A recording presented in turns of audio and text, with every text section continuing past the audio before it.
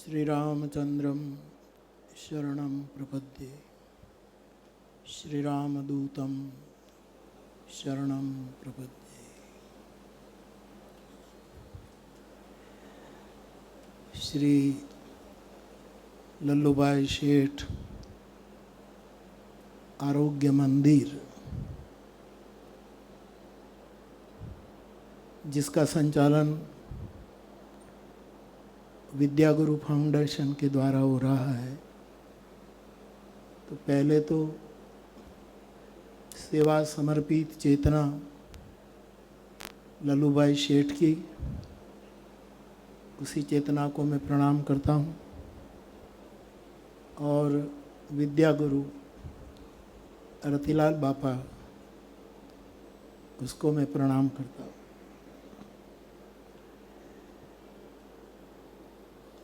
मंच पर उपस्थित सभी आदरणीय वडीलों को मेरा प्रणाम। और जिन प्रतिभाओं का यहाँ पूजन हुआ, जिसके प्रति हमने हमारे प्रणाम पेश किए, ये सभी विशिष्ट प्रतिभाओं को भी मेरा नमन। इस शीतल ज्योति वाला, शीतल प्रकाश वाला ये सेवा यज्ञ जो है, इस यज्ञ में जिन जिन ने अपनी आहुतियाँ डाली है, ऐसे देश के और देश के हैं लेकिन रहते हैं विदेश में, ऐसे नटवर भाई गांधी से लेकर सभी के प्रति मैं उसका स्मरण करके इन सभी के प्रति भी मेरा नमन पेश करता हूँ। यहाँ की सेवाकर्मी टीम, तदुपरांत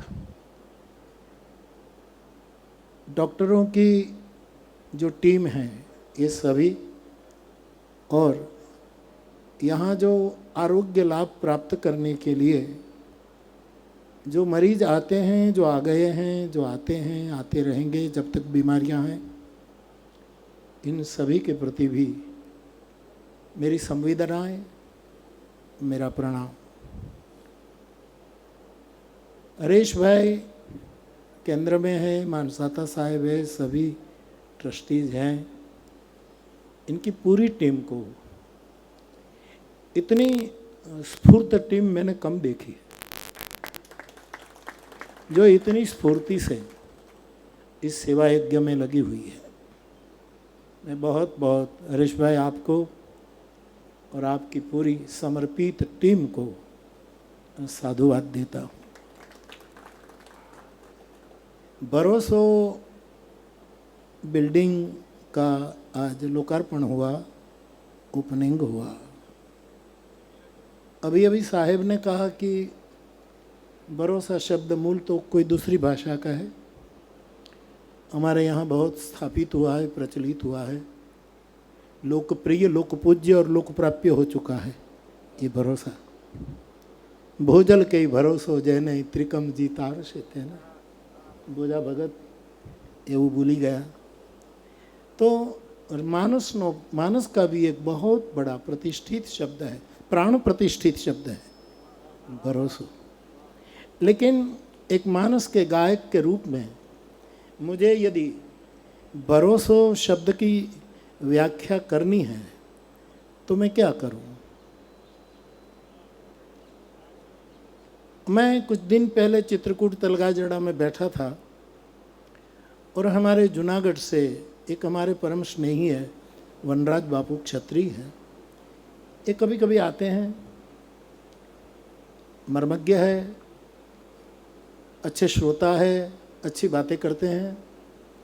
उसने कहा कि एक बार हमारा ग्रुप बैठे बैठे ये चर्चा कर रहा था कि आजकल दुनिया में विकास की बहुत बातें होती हैं, लेकिन विकास किसको कहें? विकास मानी क्या?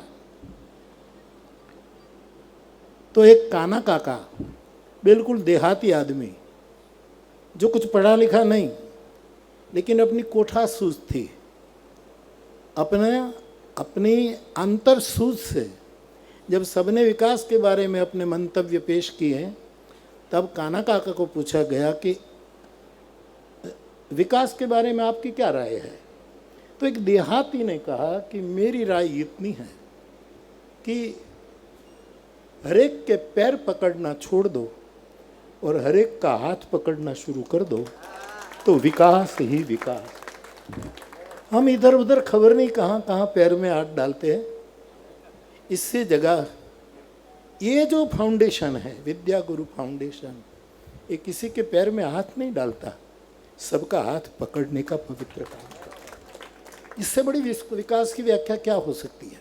मुझे बहुत अच्छी लगी व्याख्या, पर एक मैं सोचने लगा और आपसे शेयर करूं कि विकास बहुत ज़रूरी है व्यक्ति के जीवन में, पारिवारिक जीवन में, राज्य के जीवन में, संस्थाओं के जीवन में, राष्ट्रीय लेवल पर और वैश्विक लेवल पर। विकास बहुत ज़रूरी है और हर जगह अपनी सूझ, क्षमता और समयानुसार सब विकास में लगे हुए हैं।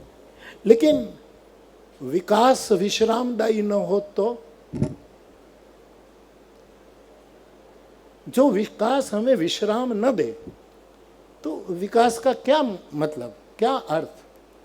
तो मैं सोचने लगा, मुझे वहाँ पूछा नहीं था कि बापू आप क्या कहेंगे, मैं तो वहाँ श्रोता था, लेकिन मैंने कथा में फिर इसका जिक्र किया कि भाई विकास तो होना ही चाहिए, लेकिन विश्रामदायी विकास न हो तो क्या। तो हमें विश्राम का भी सोचना पड़ेगा। तब मैंने इतना ही कहा कि विकास की व्याख्या यदि ये है कि सबके पैर में हाथ डालना बंद कर दें और सबके हाथ पकड़ना, हम सब मिलकर काम करें। जैसे कई नगरपालिकाओं का सूत्र होता है, तो एक दूसरे के हाथ पकड़ करके मदद करें, ये तो नमन इस सूत्र को। लेकिन विश्राम का क्या करें। तब मैंने कहा कि एक समय ऐसा आता है कि सबका हाथ छोड़कर किसी एक का चरण पकड़े, उसको विश्राम कहते हैं। भरोसो दृढ़ इन चरणनि केरो, सूरदास जी कहते हैं। मध्यकालीन युग का एक प्रज्ञा चक्षु महापुरुष का ही पद है। तो भरोसो, ये बिल्डिंग का नाम मुझे बहुत बहुत प्रिय है, पसंद है। और स्वयं भरोसा शब्द, और मैं अपनी बात कैसे कहूँ, लेकिन आप अपने हैं तो कह भी दूँ, मैं भरोसा करने वाला आदमी हूँ। मैं केवल भरोसा करता हूँ और कुछ नहीं करता। मेरे सामने दिखता है कि मेरे सामने फरेब हो रहा है, मेरे साथ स्पष्ट फरेब हो रहा है, फिर भी मैं अपना भरोसा नहीं गंवाता। बापा, इस कथा में तो मैंने ये भी कहा कि नरसिंह मेहता से बिलग होना ये मुरारी बापू की कोई हैसियत नहीं है। 600 साल पहले हमारी गुजराती भाषा का प्रथम कवि, साक्षात्कारी संत नागर नरसैयो, उसने लिखा है, गाय ने संभला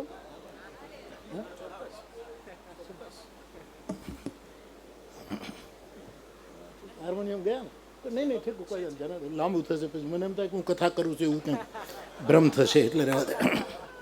નારાયણનું નામ જ લેતા એ જીવારે જેને તજીએ રે, નારાયણનું નામ જ લેતા, નારાયણનું નામ લેતા આપણને જે અટકાવે એનો ત્યાગ કરો।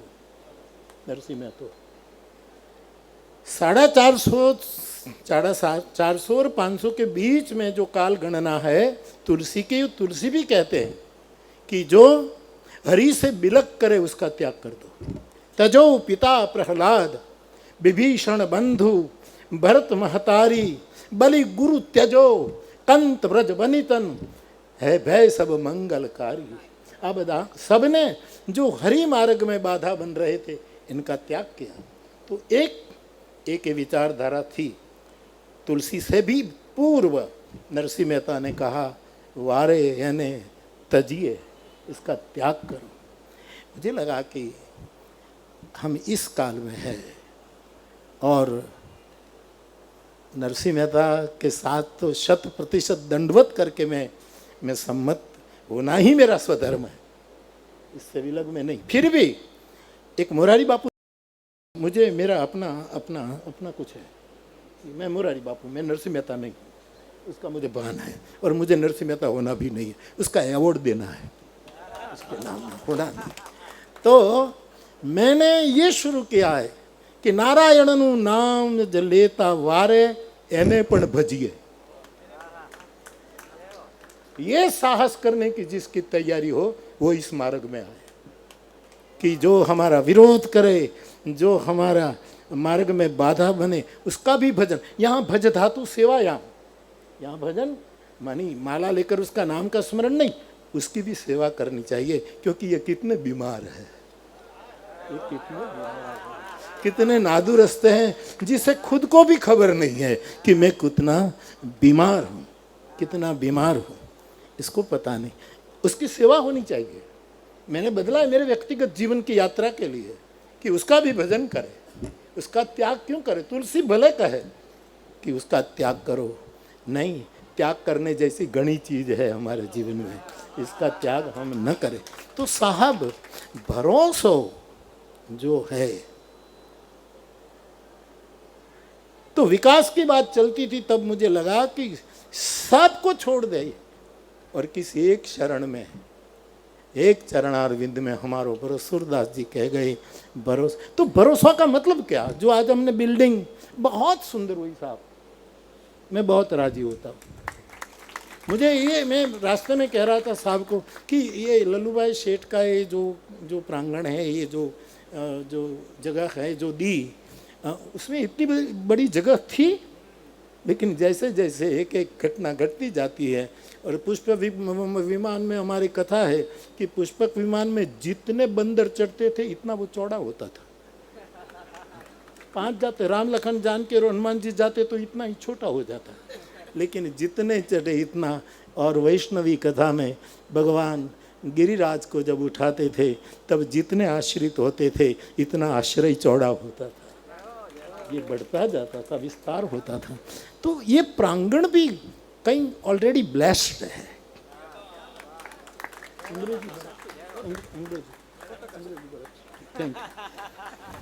तो ये शापित नहीं है, आशीर्वाद जिसको ऑलरेडी सेवा का प्राप्त हुआ। तो भरोसा किसका करे, किसका भरोसा करे। मैं भरोसा का आदमी। इश्क की यह भी एक मंजिल थी साहब, एक शेर सुनिए। इश्क की वो भी एक मंजिल थी, हर कदम पर फरेब खाया गया। वो भी इश्क की मंजिल है, वो भी प्रेम का परिणाम है कि कदम कदम पर तुम फरेब खाते जाओ और इश्क करते जाओ। सीधी सादा इश्क तो सब कर सके, लेकिन कई ऐसे नादान होते हैं, वहाँ ले जाते हैं कश्ती जहाँ ऑलरेडी तूफान होते हैं। तो ऐसे इश्क की वो भी एक मंजिल है, हर कदम पर फरेब खाया गया। तो किसका भरोसा करे। नाम तो बहुत सुंदर है, मेरा तो जीवन भरोसे का है। लेकिन हरीश भाई, 3 वस्तु जहां दिखे उसका भरोसा करना चाहिए। एक, जो आदमी दूसरे के आंख के आंसू देख सके उसका भरोसा करना। कई लोगों को दूसरे के आंख देखते ही नहीं। अंधों की गणना करने से बहुत अंधे निकलेंगे। प्रज्ञा चक्षु तो बहुत कम है, लेकिन आंधड़ानो कोई तोटो नहीं, क्योंकि जिसको दूसरे की आंख में आंसू ही नहीं दिखते, ऐसे महत सत्ता का आश्रय मुझे और आपको करना चाहिए। ऐसे परम तत्व का आश्रय मुझे और आपको करना चाहिए। ऐसे बुद्ध पुरुष का आश्रय मुझे और आपको करना चाहिए, जो दूसरे के आंसू को देख सके। कम से कम कुछ कर न सके तो कोई चिंता नहीं, कम से कम देखे। आज एनो पड़्यो दुकाळ, आज जोनारी आंखों नहीं साहेब। ये तो धन्य है ये दाता कि कोई कहाँ रह रहे, कोई कितने अच्छे भाव विदेशी दाताओं ने प्रकट किए अपनी 5-5 मिनट की उसी में। मैं तो देखता रह गया कि क्या अद्भुत भाव है। इन लोगों ने शायद दूसरे के आंख के आंसू देखे हैं। कम से कम प्रक्रिया, प्रोसेस शुरू होगी देखने से, हम देखते ही नहीं। कैसे संवेदना प्रकट होगी, देखे। और दूसरा कदम है, कई लोग देखते तो है लेकिन आंसू झिलते नहीं। कोई झिलनहारा જોઈએ। जो एक फिल्म का एक गीत है, बोल અહીંયા તો મારે તો વ્યાસપીઠ ઉપર છૂટ છે, પછી અહીંયા ક્યાં વાંધો છે। तेरा दामन नहीं, तेरा दामन नहीं, और ये आंसू डले भी तो क्या है, एक तू ना मिला और ये सारी दुनिया मिले भी तो क्या है, मेरा दिल ना खिला और ये सारी बगिया खिले भी तो क्या है। धरती हूँ मैं, तू है गगन, कैसे होगा तेरा मेरा मिलन, लाख पहरे यहाँ और दिल में क्या मत। लेकिन आंसू झीले, ये भरोसा करने योग्य व्यक्ति से जो हमारे आंसू झीले। और तीसरा, एक ऐसा व्यक्तित्व, एक ऐसी प्रतिभा जो हमारी आंख में आंसू कभी न आए, इसका आयोजन करे। कि कभी आंख में आंसू न हो, कभी भी किसी को पीड़ा न हो, कभी किसी को बीमारी न हो, कभी किसी को। और मैं जरूर यहाँ ये शब्द लोगों को समझाने के लिए यूज करना पड़ता है कि निःशुल्क सेवा है, एक पैसा भी नहीं देना है। ये ठीक है, करना है, लेकिन ये निःशुल्क सेवा नहीं है हरेश भाई, ये अमूल्य सेवा। कोई मूल्य नहीं देना है और ये अमूल्य है। ये सेवा निःशुल्क, निःशुल्क में कहीं लघुता ग्रंथि आ जाएगी। क्या है भाई, वहाँ तो कोई एक पैसा भी नहीं लिया जाता, हम कैसे जाए। ये अमूल्य है जिसका कोई मूल्य नहीं। तो भरोसा ऐसी व्यक्ति पर हम करें जो आंसू देखे, जो आंसू को अपने पालव में, अपने हाथों में उसको ले। और कभी आंसू ना आंसू आए तो अहोभाव के आए, आंसू आए तो एक डकार के आए, आंसू आए तो एक तसल्ली का आए कि नहीं, हम धन्य हो गए। तो ये भरोसा शब्द तभी सार्थक होगा। बाप बीच में 2 साल कोरोना के कारण फिर भी ये संस्था ऐसे ही खड़ी रहकर काम करती रही। हमारी माँ ने, सावित्री माँ ने मुझे सिखाया था, हम अभाव में जिए हैं, लेकिन नवरात्रि में जब चौक में गरबी आती थी माता जी की, तब वहाँ एक ज्योत जलती थी, सबके साथ से ज्योत जलती थी। तब मेरी माँ मुझे कहती कि बेटा, अपने घर में पूरा दीपक जलाने की तो क्षमता नहीं है, लेकिन जगदम्बा के आगे जो ज्योत जली है उसमें थोड़ा दिवेल डालकर आ, फिर हम खाना खाएंगे। आज हरीश भाई, विद्यागुरु फाउंडेशन ने एक शीतल उजास वाली ज्योत प्रगटी। नमः शांताय तेज से भर्तृहरि ने कहा कि मैं किस प्रकाश को प्रणाम करता हूँ। नमः शांताय तेज से, जो तेज शांति आपे, जलावे नहीं, जो हमें उत्पीड़ित न करे, जे हमें प्रसन्नता प्रदान करे। ऐसी एक ज्योत सावरकुंडला में आरोग्य की जली है। और मुझे आनंद है कि कितने लोग अंदर अपनी अपनी क्षमता के, औकात के अनुसार, समझ के अनुसार अंदर दिवेल डालने के लिए आप सब आए। सबको मैं दूर से निकट से जानता हूँ, और निकट से जानूँ तो भी मैं थोड़ी दूरी बनाए रखता हूँ, क्योंकि मुझे जो हर मंच पर बोलना पड़ता है, यद्यपि मैं मंच पर बोलना बंद कर दिया है, फंक्शनों में जाना बंद कर दिया है, लेकिन कुछ फंक्शन में मुझे न बुलाए तो भी मैं आऊँगा। ऐसा एक फंक्शन है ये स्थान, यहाँ तो मैं आता रहूँ। बाकी मुझे तो हर मंच पर जाना, शर्त ऐसी करते, बापू आपके सिवाय कोई नहीं हो, आप अकेले बस, आपको ही सुनना है। मैं जाऊं तो खबर नहीं, विध विध क्षेत्र के महानुभाव बैठे हो, अपने तो गमे, इनके विचार सुनने अच्छे लगे अपने। तब मुझे स्पष्टता करनी पड़ती है कि उपनिषद का एक मंत्र है कि पुत्र पिता से प्रेम करता है, ये पिता के नाते नहीं, आत्मा के नाते। एक पत्नी पति से प्रेम करती है, ये पति पत्नी के नाते से नहीं, आत्मा के नाते प्रेम करती हैं। एक राजा प्रजा से प्रेम करता है, ये प्रजा और राजा के नाते नहीं, एक दूसरे की आत्मा के लिए। मैं हर मंच में जाता हूँ तो विविध क्षेत्र के महानुभाव आते हैं, लेकिन मैं इनके साथ बैठता हूँ और कोई रिश्तों से नहीं, आत्मा के रिश्ते बैठता हूँ। फिर भी अर्थ तो कोई कैसा भी निकाल देते हैं, और एडिट तो ऊपर का निकाल दे, पीछे का निकाल दे, और बीच वाला भाग मोरारी बापू ऊपर। आदत हो गई जहर पीने की, इसलिए कोई चिंता नहीं। तो बाप, मुझे आपसे ये बात कर रही है कि मेरा नाता, मैं यहाँ जुड़ा हूँ तो भी एक डिस्टेंस करके जुड़ा, लेकिन ये डिस्टेंस दूरी नहीं है, मेरी मजबूरी भी नहीं है, मेरा स्वभाव है, और ये स्वभाव कायम आपके साथ रहेगा।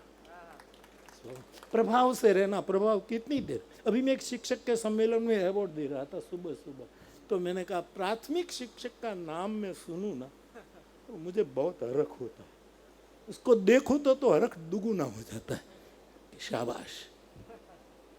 लेकिन आप मुझे पूछेंगे कि इसका कारण क्या, तो मैं कारण नहीं बता पाऊंगा, क्योंकि यदि मेरे प्रसन्न होने का कोई कारण है तो कारण हटने के बाद मुझे नाराजगी हो सकती है, इसलिए मैं कोई कारण नहीं बता।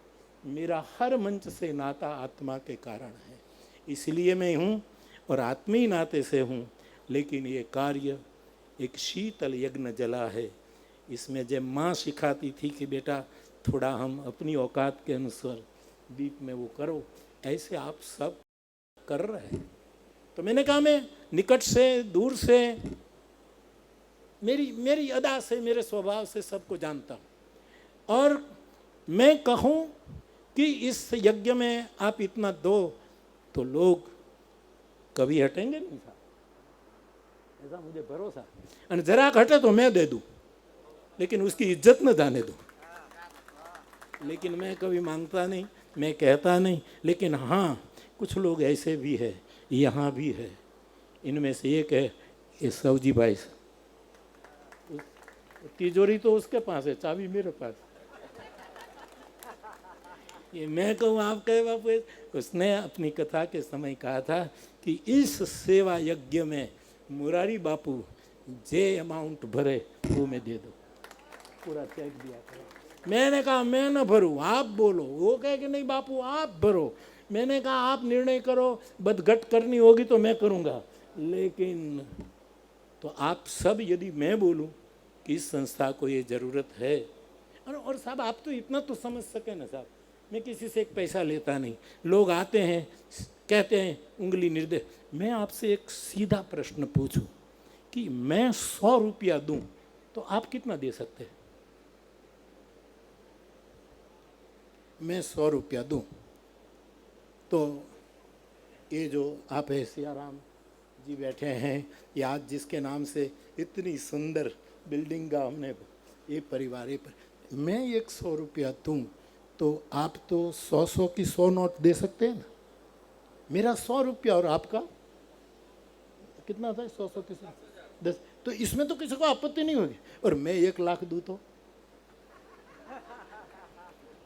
तो सीधी बात है। तो मैं आज चित्रकूट धाम की ओर से 1 लाख देकर जाता हूं। आप सोचिएगा कि आपको क्या करना है। मैं मांगने नहीं आया हूं।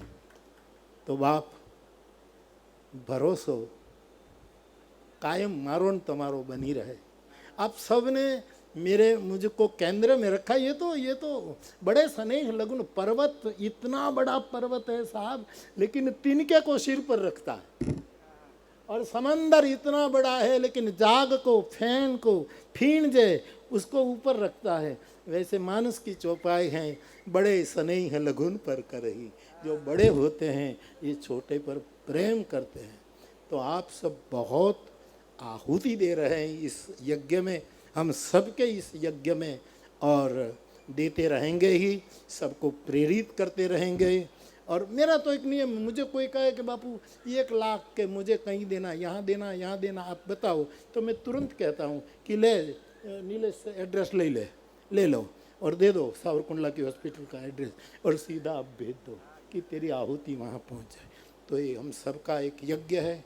और यज्ञ, दान और तप, जैसे रोज थाली धोवी पड़े, रोज छालिયું ધોવું પડે, રોજ વાટકો, ગુજરાતીમાં થોડુંક બોલીશ, તમને કાંઈ વાંધો નથી, તમે બધા હિન્દી ભાષી છો એટલે હું થોડુંક ગુજરાતીમાં બોલીશ. એટલે સાફ કરવું પડે. बुद्धि रूपी पात्र, बुद्धि रूपी भाजन, उसको भगवत गीताकार योगेश्वर कृष्ण कहते हैं कि इसको बार बार शुद्धि करनी पड़ती है। और बार बार शुद्धि कैसे होगी उसकी एक प्रक्रिया पर कृष्ण भगवत गीता में देते हैं। मैं रामचरितमानस में कहता रहता हूँ कि राम लक्ष्मण को विश्वामित्र जी यज्ञ रक्षा के लिए ले गए, और प्रथम दिन पूरा हो गया, रात्रि पूरी हो गई, और सुबह से पुनः यज्ञ का आरंभ करना था। लेकिन विश्वामित्र जी कहते ही नहीं कि अब हम यज्ञ शुरू करें, क्योंकि विश्वामित्र जी को लगा कि जिन यज्ञों से राम की प्राप्ति करनी होती है, ये राम स्वयं मेरे साथ आ गया है, तो अब यज्ञ की क्या जरूरत है। तो विश्वामित्र नहीं बोले। तब राम ने कहा है कि गुरुदेव, कुछ प्राप्ति होने के बाद भी यज्ञ कर्म चालू रखना। कृष्ण ने 3 बात कही है, यज्ञ दान तपः कर्म न त्याज्यमिति चापरे। हे अर्जुन, तू कुछ भी प्राप्त कर ले, अंतिम लक्ष्य तू प्राप्त कर ले, लेकिन 3 का त्याग कभी न करना। इसमें एक यज्ञ, एक दान और तप, यहाँ त्रिवेणी हो रही है। एक तो शीतल यज्ञ कुंड जल रहा है, यज्ञ हो रहा है, दूसरा यहाँ दान हो रहा है, और तीसरा ट्रस्टीज और डॉक्टरों की तपस्या काम कर रही है। यज्ञ, दान और तप, ये तीनों हो रहा है। लेकिन ये तीनों करने के पीछे तलगा जड़ा को कुछ लगता है कि तीनों किस मानसिकता से किया जाए। कृष्ण ने तो सूत्रपात कर दिया, पावनानि मनीषिणाम्। ये यज्ञ, दान, तप बुद्धिमानों की बुद्धि को समय समय पर विशुद्ध करता है। ये बार बार बुद्धि की शुद्धि है, यज्ञ करने से, दान करने से, तप करने से। तो बाप, दान करना निष्पक्ष भाव से। हमारा वाला ने दान ने, बीजा वाला ने नहीं। हमने हेमचंद्रासुरी ने कहा था एक श्रेष्ठी को कि श्रेष्ठी तू इतना बड़ा दान करता है, लेकिन तेरी कौम के लिए करता है तो तू शेठ है, लेकिन पूरी कायनात के लिए करेगा तो तू श्रेष्ठी है। ऐसा हेमचंद्राचार्य ने कहा था। तो दान निष्पक्ष भाव से होना चाहिए। मैं ये नहीं कहूँगा कि आप यहाँ, हाँ मैं यहाँ हूँ, साथ में जुड़ा हूँ, स्वाभाविक रूप से जुड़ा हूँ, आत्मीय संबंध से जुड़ा हूँ, इसलिए मार्गदर्शन मांगो तो मैं जरूर कहूँगा। लेकिन आपको जहाँ भी लगे, पक्षपात बिना निष्पक्ष भाव से दान करियो, तब बुद्धि शुद्ध होगी। दूसरा, तप करो तो निर्वैर भाव से करो। मन में खार राखी ने तप न कराए कि मैं इतनी तपस्या करूं और उसकी तपस्या को दबा दूं। निर्वैर भाव से तप करो और निष्पक्ष भाव से दान, निर्वैर भाव से तप, और निष्पक्ष, निर्वैर, और तीसरा विनोबा जी का सूत्र, निष्पक्ष, निर्वैर और निर्भय। आचार्य संघ को ये 3 सूत्र विनोबा जी ने दिया। महाप्राज्ञ पुरुष, महामुनि कि आचार्य की परम परिभाषा क्या? तो आचार्य ऐसा होना चाहिए जो निष्पक्ष हो, निर्भय हो और निर्वैर हो। तो दान निष्पक्षता से किया जाए, तप निर्वैर भाव से, किसी के प्रति द्वेष रखे बिना, और यज्ञ इसी रूप से किया जाए, निर्भय, निर्वैर और निष्पक्ष भाव से। ये काम मेरी समझ में है, यहाँ चल रहा है।